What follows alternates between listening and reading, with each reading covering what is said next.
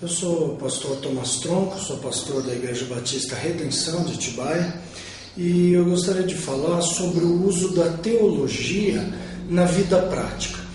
Corre um falso mito na igreja moderna de que teologia, primeiro baseado num texto mal interpretado, a letra mata, né? Mas o espírito vivifica.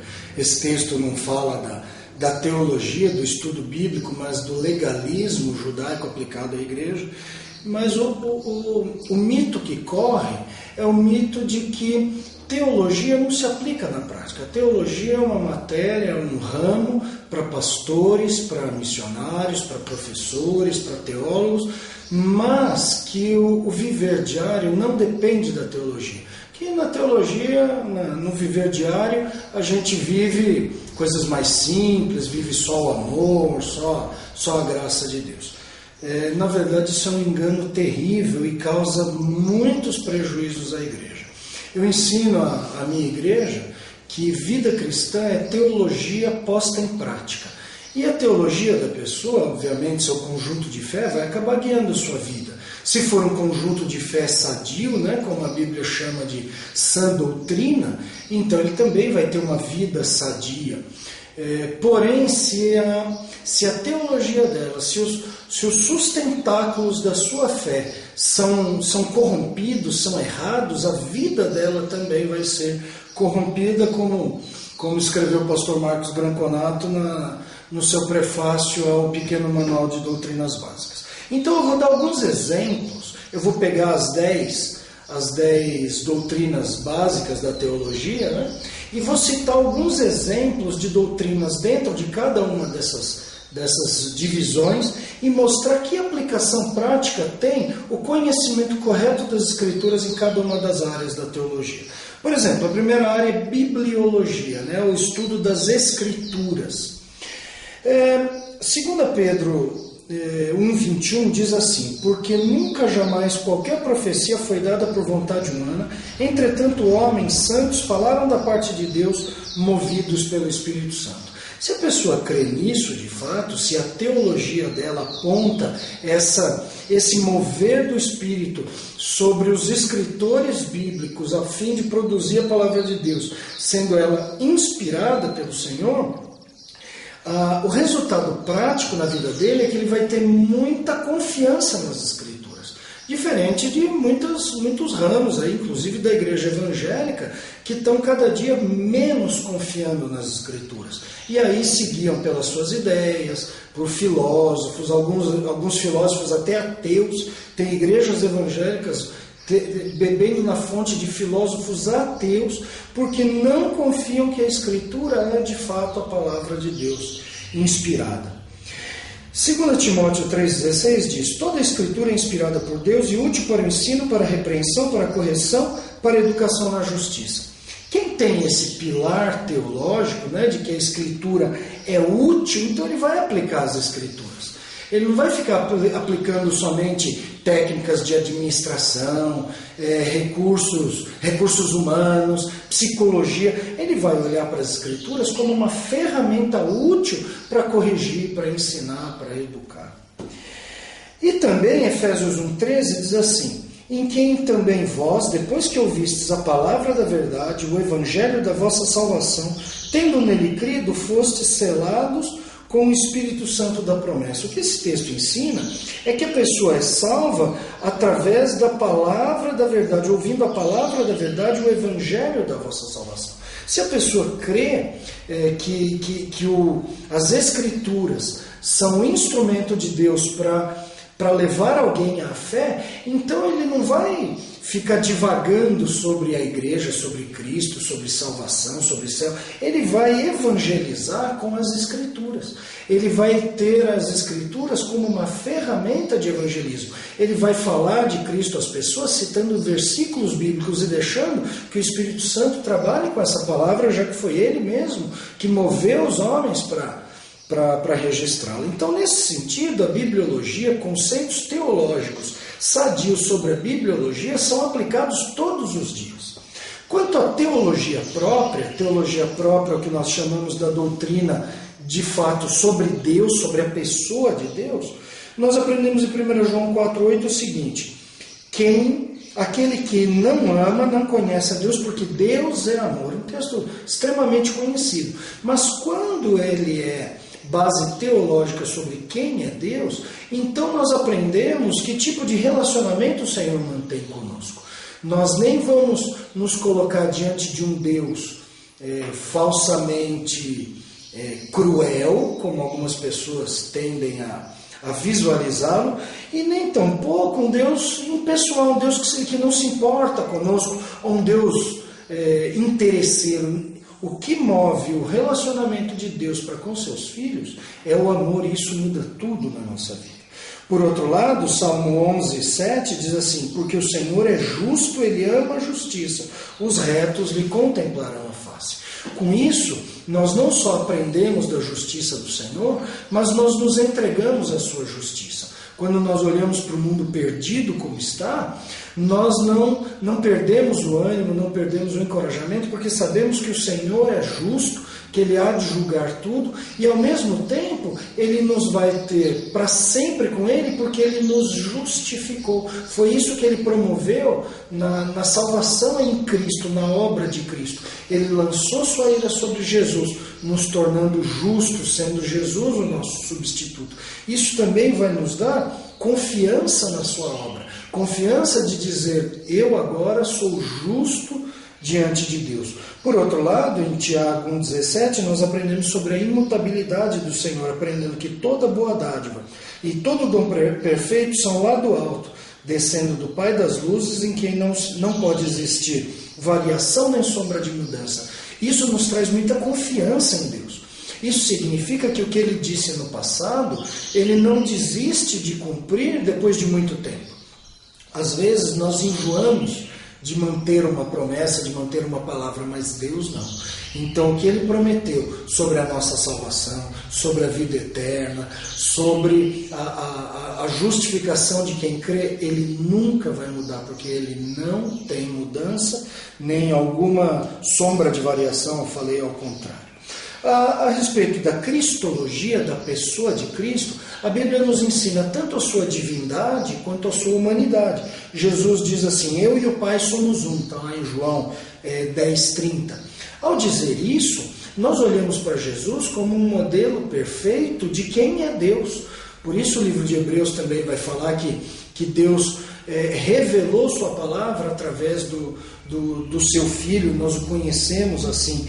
Desse modo, a divindade de Cristo me põe também confiança sobre a sua obra. Não foi um qualquer, não foi um Buda, um Maomé, ou um Confúcio, homens que foram influentes, tiveram seu valor histórico, mas que morreram e eram homens como nós, talvez com habilidades, independente da capacidade de cada um, são homens, como nós. Tem um começo, tem um fim, pelo menos nessa vida, mas Jesus é Deus. E ao ser Deus, Ele também é o alvo da nossa fé, Ele é o alvo da nossa adoração, Ele é o alvo do nosso serviço. Por outro lado, a Bíblia também diz que, veja só, estava ali a fonte de Jacó, cansado da viagem, assentara-se Jesus junto à fonte por volta da hora sexta. João 4,6 diz isso, e mostra que Jesus estava cansado. Ao dizer que Ele estava cansado, nós aprendemos sobre a humanidade de Jesus. E ao lembrar que Ele é homem, que Ele se fez homem e passou o que nós passamos, nós lembramos que Ele sabe o que é a nossa vida. Ele sabe o que é viver como um homem, com fome, com cansaços. Isso aumenta a nossa confiança nele, aumenta a nosso relacionamento para com Ele, sabendo que Ele conhece a nossa realidade, que Ele não dá ordens como se não soubesse o quanto são difíceis de segui-la, que Ele não ignora a nossa fraqueza, Ele sabe o que é padecer. Isso muda a nossa vida. Tudo isso tem uma aplicação prática no dia a dia da dona de casa, no dia a dia do aluno da escola, no dia a dia do pai de família. Em relação à pneumatologia, a doutrina do Espírito Santo, nós aprendemos em 1 Coríntios 12:11 que há um só e o mesmo Espírito realiza todas essas coisas, distribuindo-as como lhe apraz a cada um individualmente. Aqui está falando sobre os dons do Espírito Santo, os dons espirituais.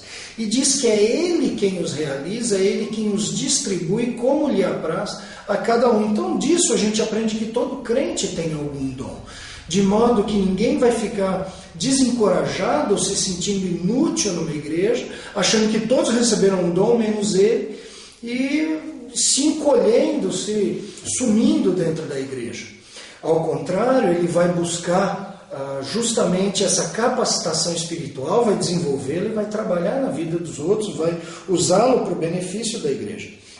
Ao mesmo tempo, ele sabe também que o Espírito Santo, conforme aprove a ele distribuiu esses dons. De modo que eu não posso escolhê-lo. Eu não posso escolhê-lo querendo ser melhor do que os outros. Eu quero tal dom, porque se eu tiver tal dom, eu sou melhor. E se eu não tenho tal dom, é porque aquele irmão é melhor que eu e eu tenho um dom fraquinho. Ao contrário, o Espírito Santo, Deus, através do Espírito Santo, nos deu justamente o que precisávamos para desenvolver o papel que Ele programou para nós. De modo que todos são fundamentais, ninguém deve se orgulhar, ninguém deve invejar o dom alheio. A Bíblia também nos diz, em Efésios 1,13, eu já li esse texto, mas diz que depois que nós cremos pelo Evangelho da nossa salvação, nós fomos selados com o Espírito Santo da promessa. Olhando para isso, associado a 1 Coríntios 6,19, que diz que nós somos templo, habitação do Espírito Santo, isso aumenta a nossa confiança na salvação, nos dá segurança de salvação. O Espírito Santo, esse selo, ou seja, uma designação, um selo, uma marca de que nós somos propriedade de Deus, é algo que nos acompanha durante toda a vida para nos garantir que somos salvos. E quando pecamos, desanimamos, desviamos e vamos embora para longe de Deus? Não, eu lembro que o Espírito Santo me selou, que eu continuo pertencendo a Deus. Então eu busco perdão e continuo buscando uma vida santa, tentando seguir a ordem de Jesus de vá e não peques mais. Agora, em relação à antropologia, a doutrina do homem, Gênesis 1, versículo 27 diz que criou Deus, pois o homem é sua imagem, a imagem de Deus o criou, homem e mulher os criou.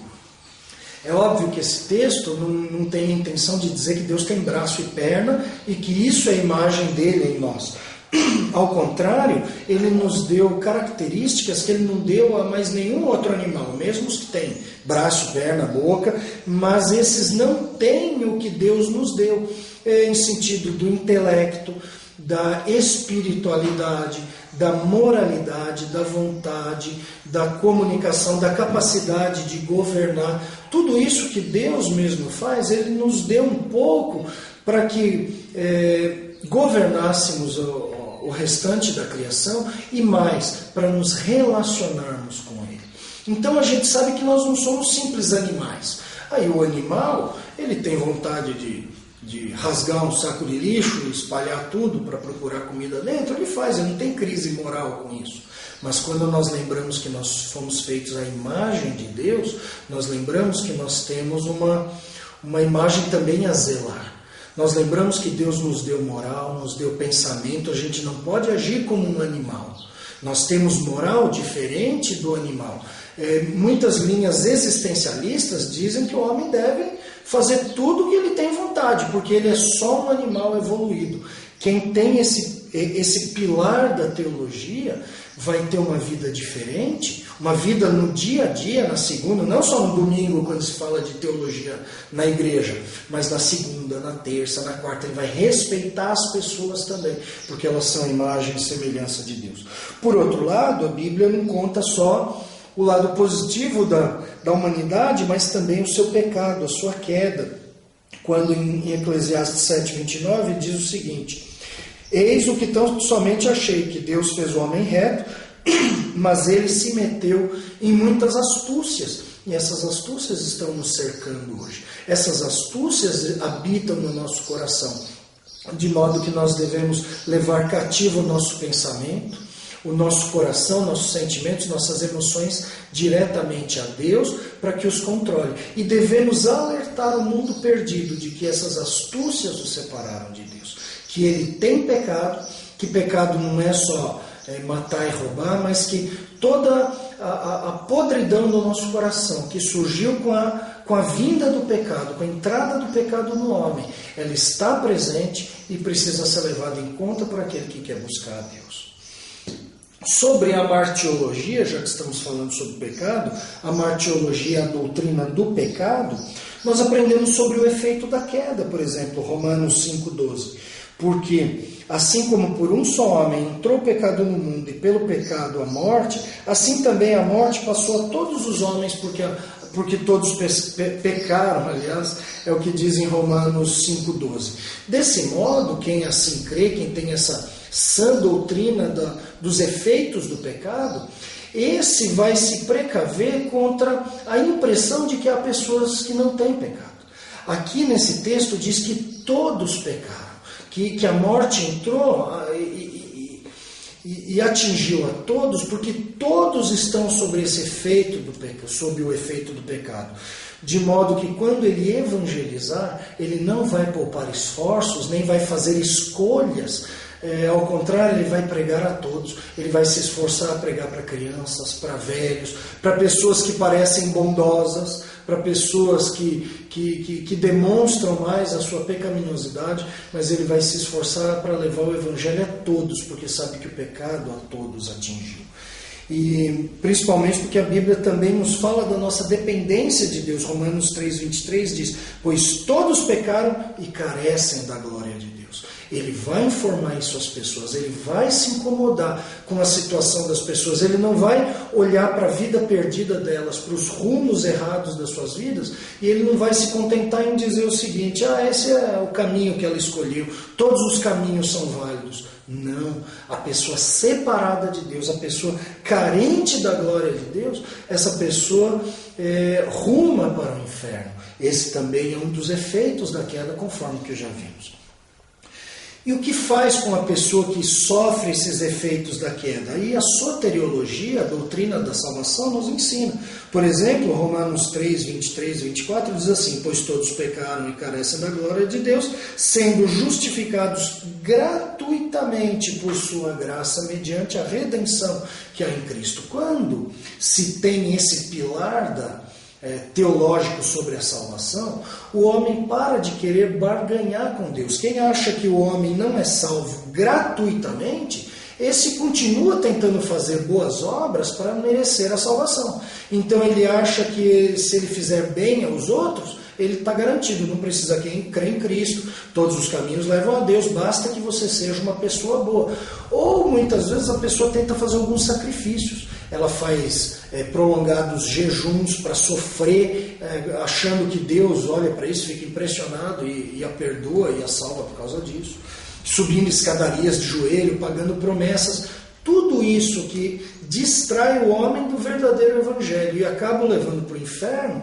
Isso é deixado de lado quando a pessoa lembra, quando a pessoa sabe dessa verdade teológica de que o homem é gratuitamente justificado. E como? Por meio da fé em Cristo, é o que Romanos 3, 23 diz assim: quem crê no Filho tem a vida eterna.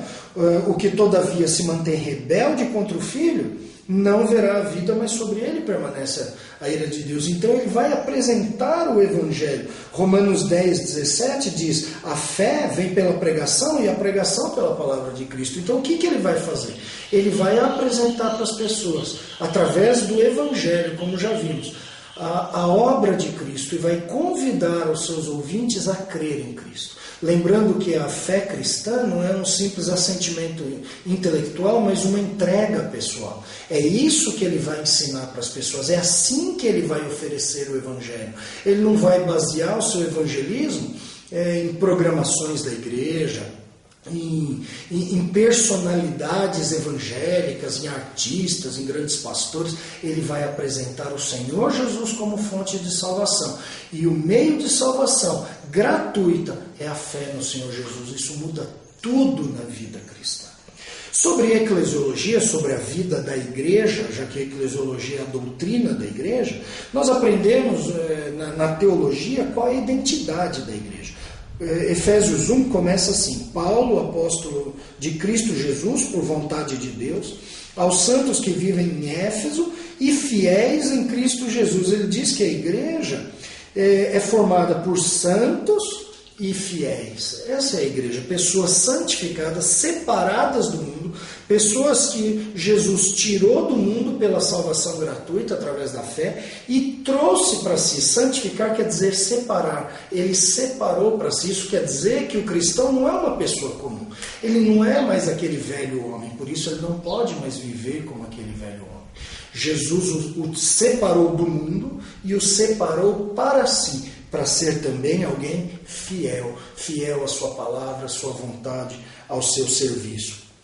E sobre a função da igreja, 1 Pedro 2,9 diz: vós, porém, sois raça eleita, sacerdócio real, nação santa, povo de propriedade exclusiva de Deus, a fim de proclamardes as virtudes daquele que vos chamou das trevas para a sua maravilhosa luz.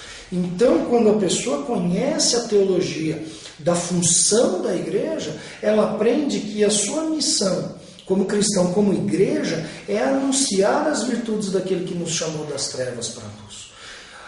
Não existe crente que pode guardar o evangelho para si. Não existe crente agente secreto. Isso no seu dia a dia. A gente está falando aqui de teologia, mas a implicação disso é plenamente prática. Quando o cristão lembra que teologicamente ele é alguém chamado para anunciar, é isso que ele vai fazer.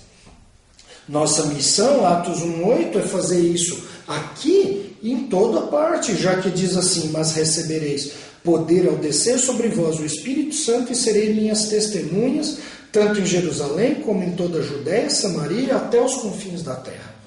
Essa missão de anunciar o Evangelho é em toda parte. Então não existe assim: eu quero ser missionário, então vou pregar só lá longe, e aqui não. Não, é para anunciar aqui também. Bom, eu prego aqui para esse grupinho, para aquele outro não. A igreja se expandiu, recebeu o poder para pregar aqui, longe, até os confins da terra, e esse é um parâmetro teológico que guia a vida diária da igreja missionária. Sobre os anjos e sobre a angelologia, a nona das 10 doutrinas cristãs, ela nos lembra o seguinte, Hebreus 1,14. Não são todos eles espíritos ministradores, enviados para serviço a favor dos que hão de herdar a salvação? Falando que os anjos são espíritos ministradores, ou seja, espíritos que estão a serviço de quem? A favor dos que hão de herdar a salvação. De algum modo, Deus quis nos encher de segurança, de confiança no seu cuidado. Ele que não tem dificuldade de fazer nada e que não necessita de ninguém para fazer a sua obra, ele comissionou os anjos a ministrarem, a servirem os homens. Por quê? Talvez para nos ensinar que ele se importa conosco, que nós estamos sendo cuidados, mas ao mesmo tempo, dentro ainda da angelologia, um conceito tão elevado dos anjos que nos leve a algum tipo de culto a eles também é proibido, já que Colossenses 2,18 reprova a prática de culto de anjos. Então, nós confiamos que Deus está cuidando de nós por várias maneiras, incluindo pelos anjos, mas não lhes rendemos culto. Ao mesmo tempo que sabemos que eles são poderosos, também sabemos que eles têm limitações, como por exemplo o arcanjo Miguel, que quando contendia com o diabo e disputava a respeito do corpo de Moisés, isso está em Judas, versículo 9, não se atreveu a proferir juízo infamatório contra ele. Pelo contrário, disse: o Senhor te repreenda. Isso mostra que, em comparação com Deus, os anjos têm limitações. Não é só o anjo, o arcanjo Miguel, ele tinha uma certa limitação no seu embate com Satanás e recorreu a Deus. Deus não tem essa limitação. Agora, se nós lembramos que os anjos têm essa limitação, lembramos também que Satanás, que é um anjo, agora um anjo mau, um anjo caído, ele também tem suas limitações. Então, no dia a dia, eu não vou temê-lo mais do que o necessário. É bom eu temê-lo. Pedro diz que o diabo anda de redor como um leão que ruge procurando alguém para devorar, né? E ele vai fazer isso na prática conosco através de sugestões malignas, de tentações, de inflamar as nossas inclinações carnais, e assim devemos temer essa atuação, pelo que devemos resisti-lo, para que ele fuja de nós, como Tiago ensina. Mas, ao mesmo tempo, nós lembramos que Deus não está equiparado ao poder de Satanás. Ao contrário, o Senhor é superior a Satanás. Pelo que o próprio arcanjo clamou: Senhor, te repreenda. Então nós podemos confiar em Deus no trato com o diabo também. Não devemos deixar de dormir à noite com medo se tem um demônio em casa. Isso é uma aplicação prática de uma questão teológica. Uma questão teológica que poucas pessoas acham que pode entrar no dia a dia de uma pessoa, e pode. Agora, sobre a última doutrina da teologia cristã, a escatologia, nós aprendemos, por exemplo, que ao aproximar-se o final dos tempos, haveria um aumento muito grande da maldade do homem. Que bonito, eu estou vendo um sabiá muito grande, muito bonito, bem no meu jardim ali, obra da criação de Deus, mais um ponto teológico que nós aprendemos nas Escrituras, e glorificamos a Deus pelo que Ele fez, pelo que Ele faz a nós. Agora, sobre o aumento da maldade, 2 Timóteo 3 diz assim: sabe, porém, isto, nos últimos dias sobrevirão tempos difíceis, pois os homens serão egoístas, avarentos, jactanciosos, arrogantes. E aí ele segue uma lista, aí até o versículo 5, que nos faz ver que o mundo de fato está condizendo com essas características, o que na prática nos faz aguardar todos os dias a volta de Cristo. Aí na nossa vida diária nós sempre agimos como se fosse o último dia, e procuramos nos santificar, procuramos agir corretamente para com a nossa missão, para com o nosso dom, para com a nossa igreja, para com os nossos irmãos, para com o nosso Senhor.